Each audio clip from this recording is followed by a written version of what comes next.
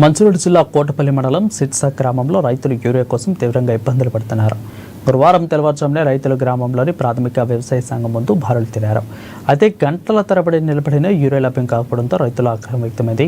గ్రామ పంచాయతీ కార్యాలయం ఎదుట కొంతమంది రైతులు స్వయంగా క్యూలో నిలబడగా చాలా మంది రైతులు తమ చెప్పులను క్యూలో ఉంచారు. ఇప్పటికే పంటలు ఎండిపోతున్నాయని, ఎరువులు లేక ఇబ్బందులు పడుతున్నామని అన్నారు.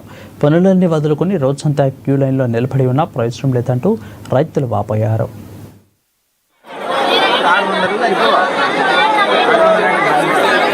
రోజు కోటపల్లి మండలం సిర్సా గ్రామంలో యూరియా బస్తాల కోసం అగ్రికల్చర్ ఏడీ గారికి ఈరోజు పొద్దున ఉదయం ఫోన్ చేయగానే అగ్రికల్చర్ ఏడీ గారు ఏం చెప్పారంటే, గ్రామ పంచాయతీ దగ్గర లైన్లో ఉండండి, మేము 9 గంటల వరకు వస్తాము, చిట్టీలు యూరియా బస్తాలకు చిట్టీలు ఇస్తామని చెప్పడం జరిగింది.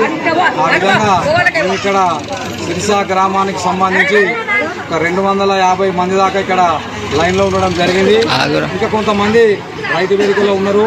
మరి రైతు వేదికల కొంతమందికి టోకెన్లు ఇస్తూ ఉన్నారు. మరి ఇక్కడ ఉన్న రైతులకు కూడా టోకెన్లు ఇవ్వాలని చెప్పేసి మేము జిల్లా కలెక్టర్ గారిని, అగ్రికల్చరు డిఏఓ గారిని, ఏడీ గారిని, ఏఈఓ గారిని కోరుతా ఉన్నాం. మరి